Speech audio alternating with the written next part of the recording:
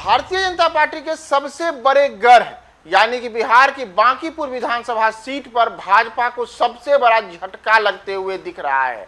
जी हां, आज विधानसभा उपचुनाव के परिणाम आ रहे हैं और इन उपचुनाव के परिणाम में जनसुराज के प्रशांत किशोर ने कमाल कर दिया है। नमस्कार, मैं हूं प्रियदर्शन और आप देख रहे हैं न्यूज फॉर नेशन। और बिहार सहित 3 राज्यों में जो उपचुनाव हुए थे विधानसभा की 3 सीटों पर, वहां सबकी नज़र बिहार की बांकीपुर विधानसभा सीट पर लगी हुई थे। तो बांकीपुर विधानसभा सीट पर 2 राउंड के मतों की गिनती हो गई है और 2 राउंड के मतों की गिनती के बाद जो शुरुआती रुझान आए हैं, उन शुरुआती रुझानों में जनसुराज के संस्थापक प्रशांत किशोर जिस किस्म का दावा कर रहे थे, उनके दावों के अनुरूप ही प्रशांत किशोर ने 1156 वोटों की लीड ले ली है। जी हां, ध्यान रखिए, 1156 वोटों की लीड प्रशांत किशोर ने 2 राउंड की गिनती के बाद ले ली है।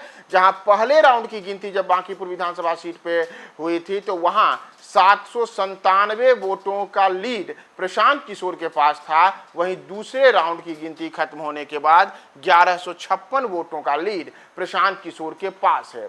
तो दरअसल जो 30 जुलाई को बांकीपुर विधानसभा सीट पर उपचुनाव हुए थे, उसमें करीब 34% यहाँ मतदान हुआ था। मतदान के बाद ये प्रशांत किशोर ने दावा किया था कि हम भारतीय जनता पार्टी को चुनौती देते हैं कि जिस किस्म से वो बात कर रहे थे कि हम किसी कुत्ता बिल्ली को भी अगर मैदान में उतार देंगे तो वह भी चुनाव जीत जाएगा, तो ऐसा नहीं हो रहा है। बल्कि दूसरे राउंड की जो गिनती से हुई है, उस दूसरे राउंड की गिनती के बाद अगर आप कुल वोटों पर नजर डालेंगे तो 1156 वोटों के बढ़त प्रशांत किशोर के पास है। यानी कि प्रशांत किशोर ने जो बातें कही थी, वो बातें अभी शुरुआती रुझानों में करीब करीब सच होते दिख रही हैं।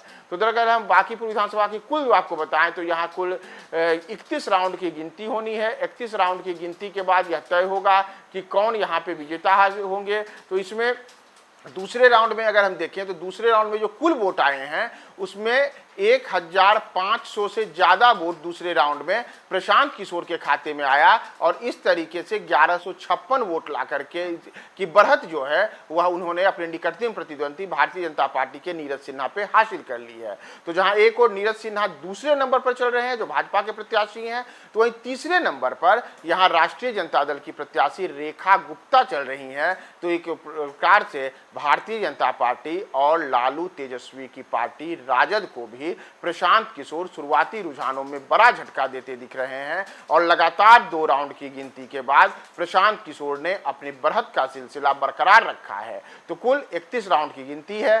प्रत्येक राउंड के बाद हम आपको एक-एक राउंड की जानकारी देते रहेंगे। बने रहें न्यूज फॉर नेशन के साथ।